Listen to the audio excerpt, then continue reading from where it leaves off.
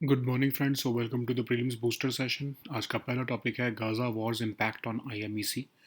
ये topic international relations के लिए इंपॉर्टेंट है। तो इंडिया के जो नेशनल सिक्योरिटी काउंसिल सेक्रेटरीट हैं, उन्होंने officials from US, UAE, Saudi, France, Italy, Germany, Israel, Jordan और ईयू को जो है होस्ट किया है प्रोग्रेस को रिव्यू करने के लिए India middle east Europe economic corridor की। तो ये India middle east Europe economic corridor है क्या? 2023 के G20 समिट में अनाउंस किया गया था न्यू दिल्ली में। और ये कॉरिडोर बूस्ट करना चाहता है इकोनॉमिक डेवलपमेंट को through enhanced connectivity between Asia, Arabian gulf and Europe. अब इसके दो सेगमेंट्स हैं।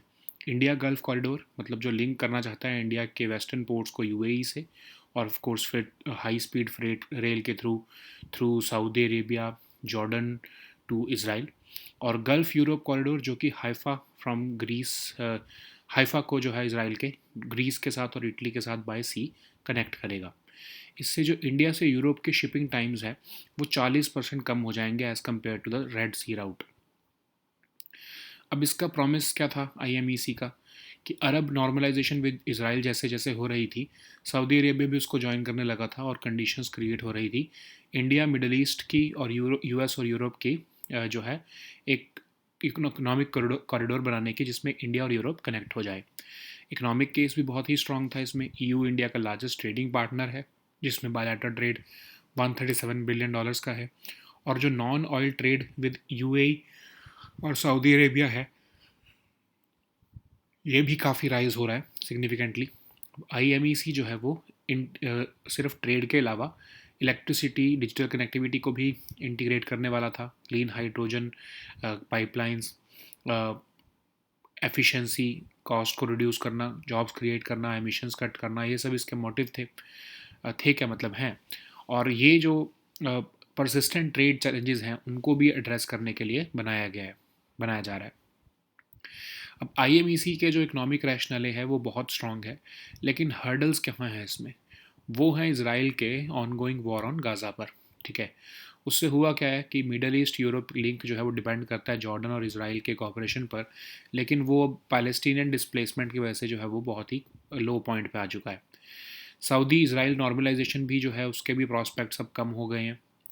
और ये वॉर की एक्सपेंशन जो लेबनान, यमन, सीरिया, इराक में हुई है और टेंशन्स जो है ईरान के साथ भी बढ़ी हैं, उससे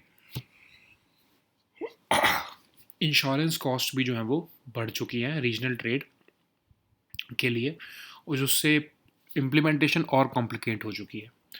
अब इसराइल जो है वो आईएमईसी को एक क्रूशल मानता है अपने इकोनॉमिक इंटीग्रेशन करने के लिए अरब वर्ल्ड के साथ। ठीक है, तो आईएमईसी का जो वेस्टर्न लेग है वो अनसर्टेनिटी फेस कर रहा है, लेकिन फिर भी इंडिया का जो स्ट्रॉन्ग स्ट्रेटजिक और इकोनॉमिक टाइज है यूएई और सऊदी अरेबिया के साथ, वो इसके प्रॉस्पेक्ट्स ईस्टर्न लेग के लिए अलाइव रखता है।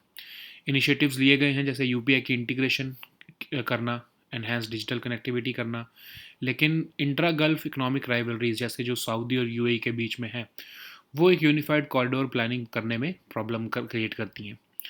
रीजनल स्टेबिलिटी जो है वो डिफ़िकल्ट है, जिसकी वजह से जो है आईएमईसी की कंसेप्शन जो है वो रिस्टोर करना ज़रूरी है। तो जब तक पीस अचीव नहीं होगा आईएमईसी जो है वो एक डे आफ्टर प्रोजेक्ट ही रहेगा। नेक्स्ट हम टॉपिक देखते हैं नेशनल मेडिकल रजिस्टर। ये टॉपिक गवर्नेंस के लिए इंपॉर्टेंट है। Minister of state for health and family welfare ने लोकसभा को इन्फॉर्म किया है नेशनल मेडिकल रजिस्टर आइडेंटिफिकेशन के बारे में। तो ये नेशनल मेडिकल रजिस्टर क्या है? ये एक सेंट्रलाइज डेटाबेस है रजिस्टर्ड मेडिकल प्रैक्टिशनर्स का मॉडर्न मेडिसिन में, जो कि नेशनल मेडिकल कमीशन मेंटेन करता है। इसको लॉन्च किया गया था अगस्त 2024 में under section 31 of NMC act 2019। ये एलिमिनेट करना चाहता है डुप्लीकेशन और इनेबल करना चाहता है पब्लिक को accessed information on any doctor who is working in India. ये इन्फॉर्मेशन जो है कंटेन करता है हर ऐसे प्रैक्टिशनर की, इंक्लूडिंग उनकी qualification, area of specialization, registration status, date of registration, और उनको यूनिक आइडेंटिफिकेशन नंबर देता है, एनएमआर आईडी। हर डॉक्टर का रिकॉर्ड जो है वो आधार आईडी से लिंक्ड होता है। स्टेट मेडिकल काउंसिल जो हैं वो रिस्पॉन्सिबल रहते हैं डिग्रीज़ को वेरीफाई करने में और फैसिलिटेट करने में पूरा प्रोसेस। ठीक है, नेक्स्ट हम टॉपिक देखते हैं national centre for disease control. Topic governance के लिए इंपॉर्टेंट है। National centre for disease control ने रिसेंटली कई तरह की गाइडलाइंस इशू की हैं कॉम्बैट करने के लिए इलनेसेस को आउट ऑफ वाटर कंटामिनेशन। तो national centre for disease control क्या है? एक इंस्टीट्यूट है, Indian directorate general of health services के अंडर आता है, ताकि national centre of excellence for control of communicable disease की तरह फंक्शन कर सके। हेड क्वार्टर दिल्ली में है और इसके 8 ब्रांचेस हैं। शुरुआत में ये सेंट्रल मलेरिया ब्यूरो की तरह इस्टेब्लिश हुआ था कसौली में 1909 में। बाद में शिफ्ट होकर 1938 में दिल्ली में शिफ्ट हुआ और इसका नाम मलेरिया इंस्टीट्यूट ऑफ इंडिया हो गया। और जब हमने ड्रास्टिक रिडक्शन अचीव कर लिया मलेरिया में, तो गवर्नमेंट ने डिसाइड किया कि इसको रीऑर्गेनाइज करके एक्सपैंड किया जाए ताकि बाकी की कम्युनिकेबल डिजीज़ भी कवर हो सके। 2009 में इसको ट्रांसफॉर्म किया गया national centre for disease control में। तो ये एक नोडल एजेंसी है कंट्री में डिसीज़ सर्वेलेंस के लिए, फैसिलिटेट करती है प्रिवेंशन और कंट्रोल ऑफ कम्युनिकेबल डिसीज़। ये कोऑर्डिनेट करती है स्टेट गवर्नमेंट्स के साथ और इसके पास कैपेसिटी है और कैपेबिलिटी है डिसीज़ सर्वेलेंस की, आउटब्रेक इन्वेस्टिगेशन की, रैपिड रिस्पांस की। ये डील करती है एंटी माइक्रोबियल रेजिस्टेंस से भी, और ये प्रोवाइड करती है referral diagnostic support, capacity building, technical support states और यूटीज़ को इन द कंट्री। मैंडेट जो है इंस्टीट्यूट का ब्रॉडली कवर करता है 3 एरियाज़ को: services, trained health man power development और रिसर्च। नेक्स्ट हम टॉपिक देखते हैं बायो सेफ्टी लेवल्स। ये टॉपिक आपके साइंस एंड टेक के लिए इंपॉर्टेंट है। तो नेहरू जूलॉजिकल पार्क हैदराबाद जो है वो एक bio safety level 3 laboratory establish कर रहा है, जो कि first of its kind south India में होगी, जिसमें कि रैपिड डायग्नोसिस, पोस्टमार्टम एनालिसिस और रिसर्च ऑन जूनोटिक डिसीजेस किया जाएगा। बायो सेफ्टी लेवल्स क्या हैं? ये जो है बेसिकली बायोलॉजिकल सेफ्टी लेवल्स या बायो हैज़ार्ड लेवल्स हैं जो कि डिफाइन करते हैं नेसेसरी कंटेनमेंट प्रिकॉशंस हैंडल करने के लिए infectious agents in laboratory settings. ये मैंडेटरी रिक्वायरमेंट है किसी भी बायोलॉजिकल रिसर्च फैसिलिटी के। बायो सेफ्टी लेवल्स कंट्रीब्यूट करते हैं आइसोलेशन में isolation of dangerous organisms and लीदल agents. Level of containment जो है वो लोएस्ट बायो सेफ्टी लेवल 1 से लेकर हाईएस्ट होता है बायो सेफ्टी लेवल 4 तक। हर VSL लैब बिल्ड करती है प्रीवियस लेवल से ऊपर। लैब्स जो हैं वो डिटर्मिन होती हैं by risk related to containment, severity of infection, transmissibility, nature of work, origin of microbe, agent in question, route of exposure. अब जो BSL 1 लैब होगी उसमें पर्सोनल जो है वो बिल्कुल लो रिस्क माइक्रोब से वर्क कर रहे होंगे। BSL 2 जो है उसमें वो लेबॉरेटरीज होंगी जो कि जिसमें पर्सोनल उन एजेंट्स के साथ वर्क कर रहे होंगे जो ह्यूमन डिजीजेस से कंसर्न हैं या एसोसिएटेड है। BSL 3 होती है जिसमें रिसर्च जा रही होती है उन माइक्रोब्स पर जो कि इंडिजिनस हैं या एग्जॉटिक हैं और सीरियस या लीदल डिसीज़ कर सकते हैं इन्हेलेशन के थ्रू। ऐसे ही जो BSL 4 है वो बहुत ही रेयर होते हैं, वो लैब्स बहुत रेयर होती हैं। Highest level of biological safety होती है इसमें, और जो लैब्स होती हैं वो वर्क कर रही होती हैं हाईली डेंजरस और एक्जॉटिक माइक्रोब से। तो जो lowest level of bio safety है उसमें तो प्रिकॉशन सिंपल है, रेगुलर हैंड वॉशिंग और मिनिमली प्रोटेक्टिव इक्विपमेंट तक होती हैं। हायर बायो सेफ्टी लेवल्स में ज़्यादा प्रिकॉशंस होती हैं, एयर फ्लो सिस्टम्स कंट्रोल्ड होते हैं, मल्टीपल कंटेनमेंट रूम्स होते हैं, सील्ड कंटेनर्स होते हैं, हाई लेवल्स ऑफ सिक्योरिटी होती है ताकि एक्सेस को कंट्रोल किया जा सके। ठीक है, नेक्स्ट हम टॉपिक देखते हैं UN conference on landlocked developing countries. Topic international relations के लिए इंपॉर्टेंट है। Recently 3rd United Nations conference जो है on landlocked developing countries open हुआ अवाज़ा तुर्कमेनिस्तान में।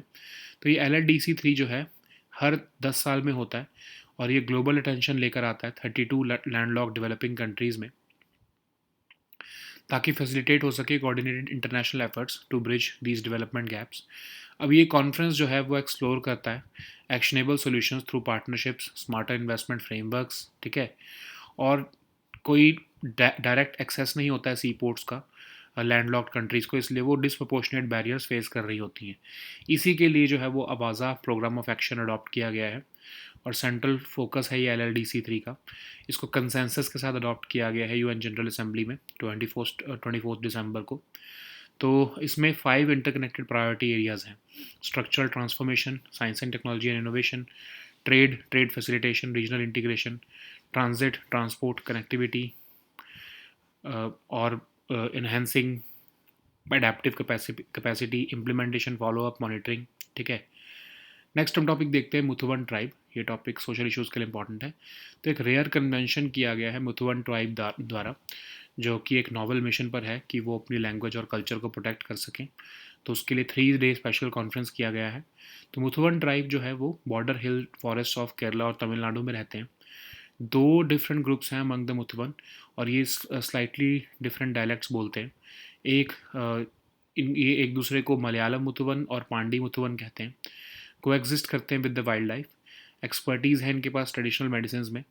मुथुवन के 6 क्लैंस हैं, और इन डिविजन्स का मेनली मैरिज अलायंस के लिए जो है वो यूज़ होता है।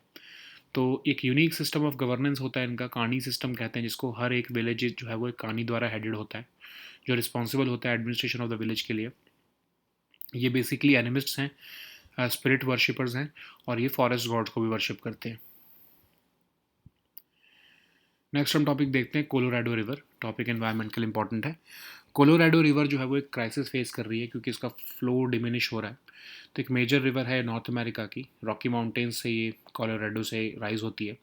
7 US की स्टेट से और 2 मैक्सिकन स्टेट से ये फ्लो होती है। एक इंटरनेशनल बाउंड्री बनाती है एरिजोना और मैक्सिको के बीच में।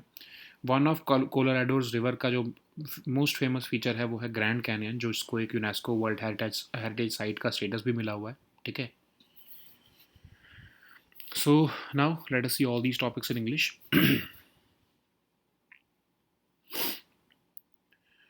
So the first topic is Gaza war's impact on IMEC. This topic is important for your international relations. So India's National Security Council Secretariat has recently hosted officials from US, UAE, Saudi Arabia, France, Italy, Germany, Israel, Jordan and EU to review the progress on India Middle East Europe Economic Corridor. So what is this IMEC? It was announced at the 2023 G20 summit in New Delhi. The IMEC aims to boost economic development through enhanced connectivity between Asia, Arabian Gulf, and Europe. It consists of 2 segments. First is the India Gulf Corridor, which links India's western ports to the UAE via high speed freight rail through Saudi Arabia and Jordan to Haifa, Israel. And then there is Gulf Europe Corridor, which connects Haifa to Greece and Italy by sea. It is expected to reduce India Europe shipping times by about 40% compared to the Red Sea route. Okay, so what was the promise of IMC? What is the promise of IMEC actually?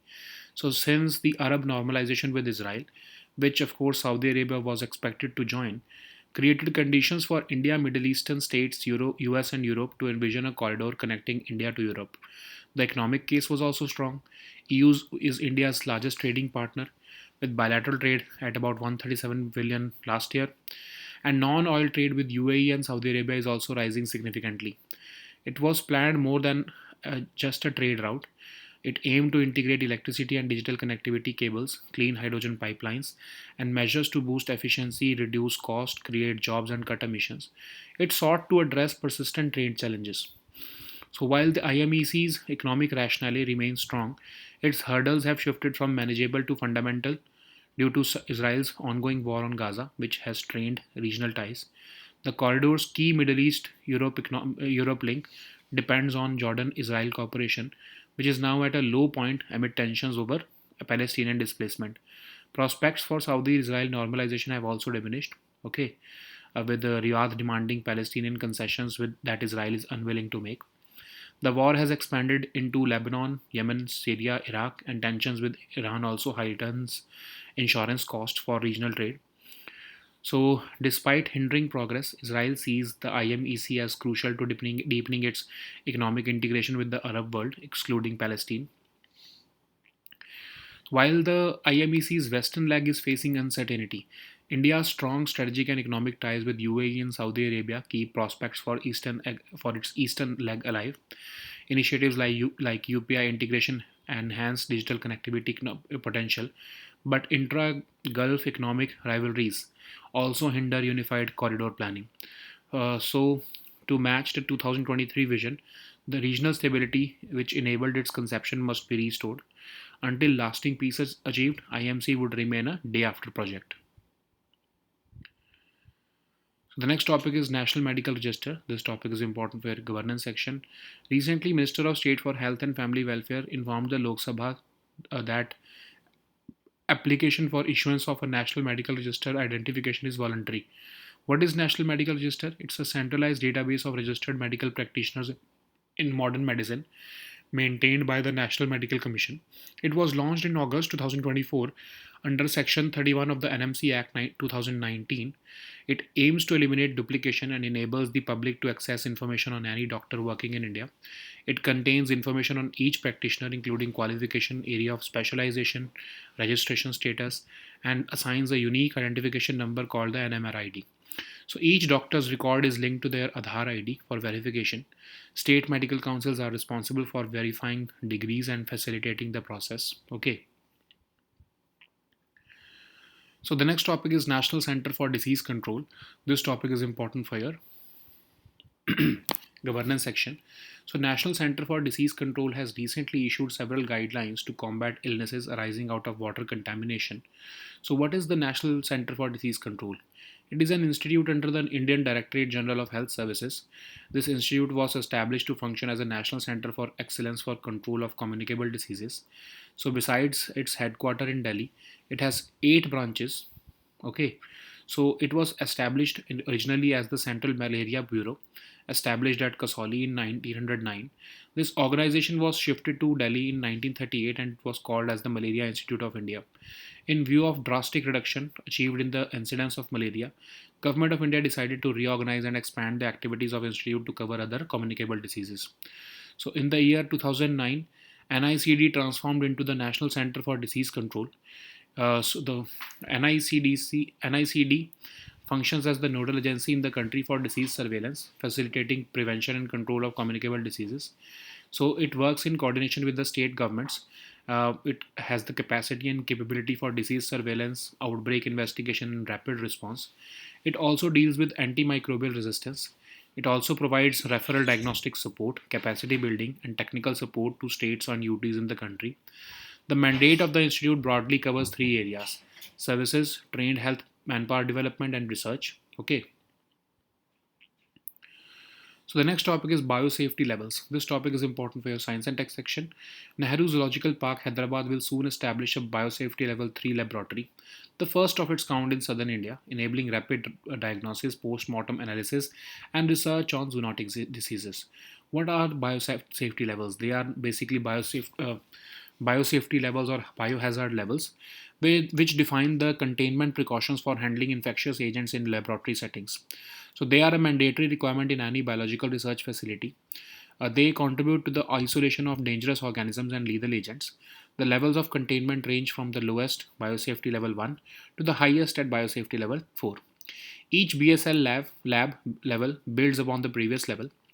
These labs are determined by the following: risks related to containment, severity of infection, transmissibility, nature of the work conducted, origin of the microbe, agent in question, route of the exposure. So BSL 1 applies to those laboratory settings in which the personnel work with low risk microbes.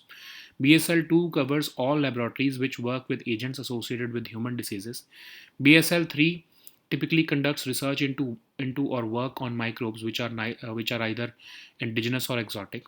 BSL 4 labs are rare as the highest level of biological safety. These labs work with highly dangerous and exotic microbes. At the lowest level of biosafety, precautions may consist of regular hand washing and minimally protective equipment.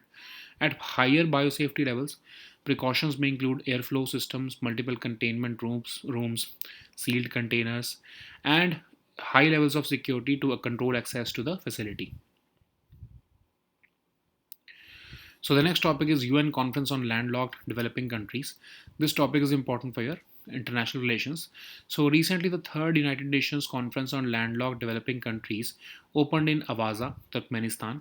So this LLDC3 conference, held once in every 10 years, brings global attention to 32 landlocked developing countries, which collectively house over 600 million people. The primary objective of LLDC3 is to facilitate coordinated international efforts to bridge these development gaps. The conference will explore actionable solutions through partnerships, smarter investment frameworks, and development of efficient, flexible transport corridors. Due to lack of direct access to seaports, landlocked countries face disproportionate barriers to trade, economic diversification, and infrastructure development. So, a central focus of LLDC3 is the implementation of the AWAZ program of action, which was recently adopted in December 2024 by the UN General Assembly. So it is built on five interconnected priority areas like structural transformation, trade facilitation, transit, enhancing adaptive capacity, implementation, follow up, and monitoring. Okay. So the next topic is Muthuvan tribe. This topic is important for your social issues. A rare convention of the Muthuvan tribe was taken has taken a novel mission to protect their language and culture by organizing a 3 day special conference. Okay, the Muthuvans live on the border hill forests of Kerala and Tamil Nadu. There are two different groups among the Muthuvan, and they speak slightly two different dialects. Hence, they call each other Malayalam Muthuvan and Pandi Muthuvan. They are known for coexisting with the wildlife. They have expertise in traditional medicines. Muthuvans have six clans. Functions of these divisions are mainly for marriage alliance. The Muthuvan adhere to community endogamy and clan exogamy. These tribal people follow a unique system of governance called the Kani system. Under this system, each village is headed by a Kani who is responsible for the administration of the village. So, Muthuvans are animists and spirit worshippers, and they also worship the forest gods. So the next topic is Colorado River. This topic is important for your environment section. So the Colorado River, which is a vital water source for millions, faces a crisis as its flow diminishes. So what is Colorado River? It is a major river of North America. It rises in Rocky Mountains of Colorado. It flows through seven US states and two Mexican states, providing water to over 40 million people. So it forms an international boundary between Arizona and Mexico also. One of the Colorado River's most famous features is the Grand Canyon, and it has been designated as a UNESCO World Heritage Site also. So these were our topics for today. We'll meet next time with new topics. Until then, goodbye and take care.